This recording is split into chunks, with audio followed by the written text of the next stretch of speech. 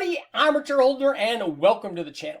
I'm issuing the following turbo challenge to all the manufacturers and specialty turbo guys out there. You know who you are. Borg Warner, Precision, Garrett, Turbonetics, and all the specialty guys.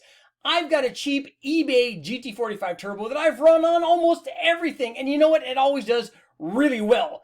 Here's my question. Can you make more power at the same boost than my cheap turbo? And if you can, step up.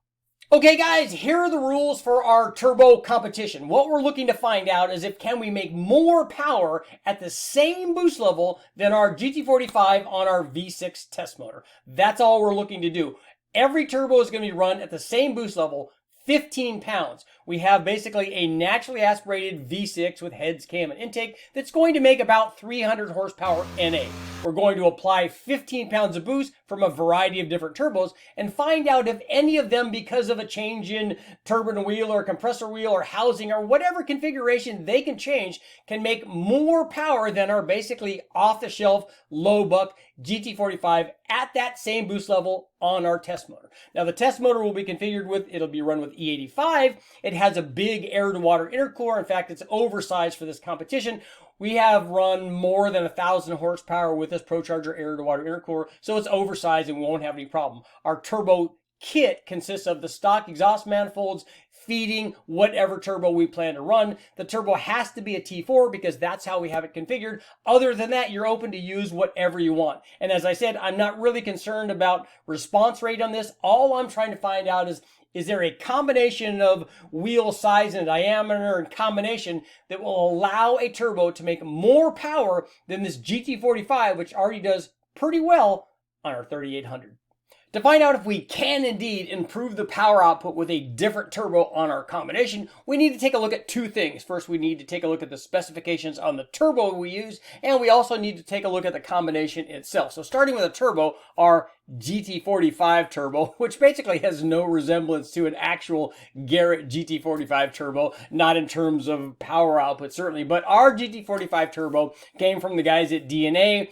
And in terms of the specs, our turbo offered on the compressor side, offered a 69 millimeter inducer and a 98 millimeter exducer on the compressor wheel. And then for the turbine wheel, had an 87 millimeter inducer and a 77 millimeter exducer with a 1.05 AR ratio. So that's the specification. And the reason they give you that is because this particular GT45, designation, that particular turbo is sold online everywhere, and there are actually different configurations. So I want to tell the people exactly what we were working with. And now let's take a look at our combination. We ran this turbo on our 3800, although I've run it on a number of other different combinations, but I want to illustrate this on the 3800. This GT45 was run on a 3800 Series 2 L67 motor, basically a stock bottom end. It did have ported heads on it. It had the mild NIC ZZP camshaft. I'll go ahead and put the specs up here. And then we ran what was basically the factory lower blower intake manifold and then a gutted blower upper manifold. And so we were feeding the throttle body and then we put a plate on the end of it to cap off the blower, basically using that as an upper manifold. So run in naturally aspirated trim, our low compression 3800 produced 267 horsepower. And here's what happened when we added our turbo kit. Using the GT45 turbo with the specs that I just gave you, we ran this 3800 with the stock exhaust manifolds. Basically, it's a front wheel drive configuration, so it's a front exhaust manifold with a crossover pipe feeding a rear exhaust manifold and then exiting out of that. What we did was just run a 3-inch tubing off of that exit with a V-band, hooked our turbo up to that. We had a Turbo Smart 45 millimeter Hypergate wastegate. We had a ProCharger air-to-water intercooler that we were feeding dyno water through, and then we obviously ran the discharge into the throttle body. So our turbo kit was not elaborate at all using the factory exhaust manifolds, but it was run with the GT45 turbo, and we ran the naturally aspirated motor with E85, and then also ran the turbo motor with E85. And as you see, this will come into play later on, because I think that this is why this thing did so well. I think we can kind of blame the E85 or credit the E85. So here's what happened when we ran 7.6 pounds of boost. And this will get us started and show what's happening with these changes in efficiency. So we went from 267 horsepower to 418 horsepower. And if you do the math, you can see that that's a jump in boost pressure of 51.7%. So we went from, from going from 0 boost to 7.6 pounds. So a little bit more than a 50% jump in boost. But that got us a 56.5% gain in power. So we were bettering our formula by almost 5%. So it did pretty good. So we got really good gains for the amount of boost that we added. So if we take a look, we can see we went up in boost to 12. We ran a bunch of different boost levels, but we went to 12.6 pounds, which is an 85.7% increase in boost, basically 85.7% of 1 atmosphere, 12.6 pounds. But we increased the power output by 100%, right at 100. We went from 267 horsepower to 534 horsepower at only 12.6 pounds. So we were bettering the formula quite a bit. So this was working very well, and it continued to do this. So we take a look at our last run, which is at 14.55 pounds of boost.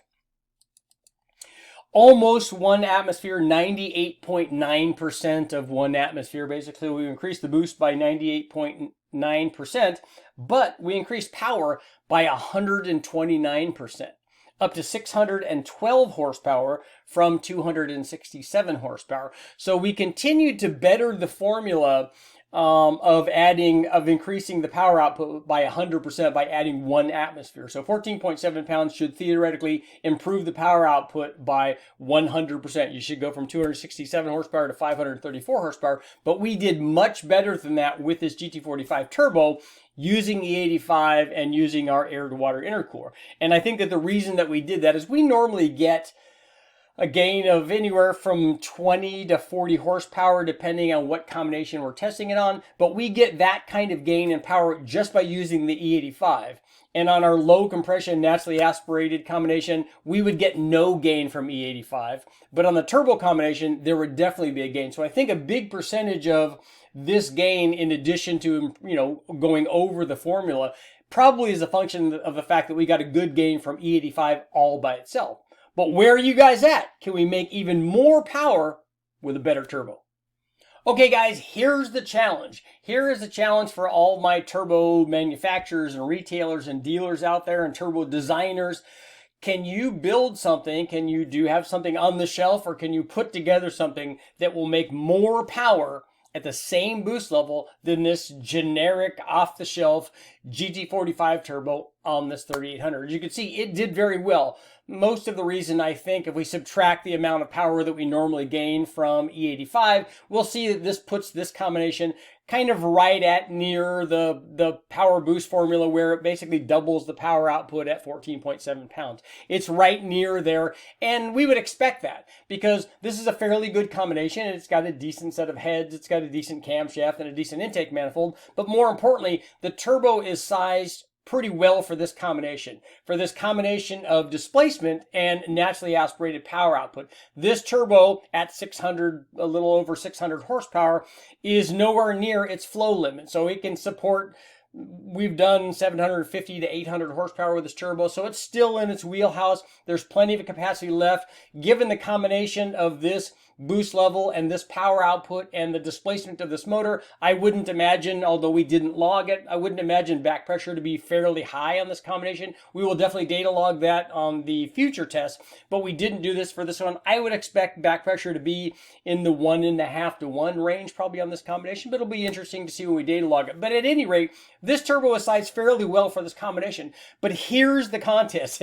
Here's what I want people to do. Can you supply a turbo that will make more power at the same boost than this GT45? Now, you're free to change whatever you want. If you want to put I'm going to run an S475, a VS Racing 7875. I'm going to run a few different turbos that I have laying around on this combination just to see what happens. And eventually we're going to put a bigger turbo on it, turn this thing all the way up and do a big bang on it. But before that, what I want to find out is if we run something at 15 pounds, is there another turbo combination that will make more power than this off-the-shelf low-buck GT45 at the same boost level, and that is going to be our regulating variable. It's not going to be airflow or charge density or any of the other things that people are going to want. It's going to be boost. That's because that's what 95% of the people would go by.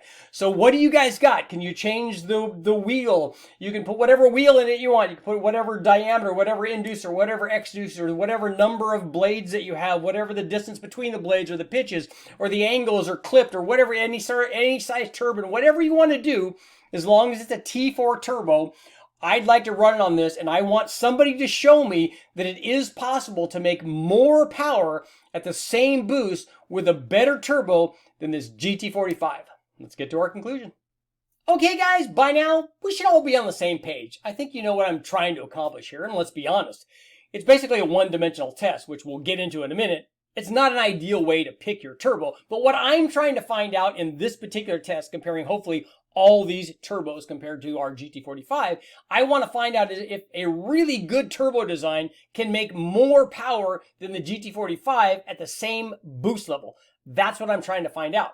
If you're trying to pick a turbo for your application, this is not what you use to pick that turbo. You would use the following thing. Take a look at whatever maximum power output you want. Hey, if you want 1,000 horsepower, you need 1,000 horsepower turbo or 2,000 or whatever the number is. But you also need to look at the other side, and that's something we didn't really look at on this combination because on an engine dyno, response rate is not a real easy thing to test. That's better tested on the track, on a chassis dyno, or out on the street. But you also want to look at the response rate. The ideal combination would be, say, like 1,000 horsepower turbo, if that's what you're trying to produce, and also one that not only made that big power number, but also was ultra responsive. Unfortunately, those two things are kind of at odds unless you're doing it on a really big motor, then that makes life easy. But the ideal combination is the most responsive turbo that also makes the power that you want. But the problem is we usually have to settle for some sort of compromise of both of those. Armature holder, make sure to like, share, subscribe, ring the bell, and I will also put up my email address for all the turbo guys thinking about sending turbos. Please send me something really good that makes a lot of power.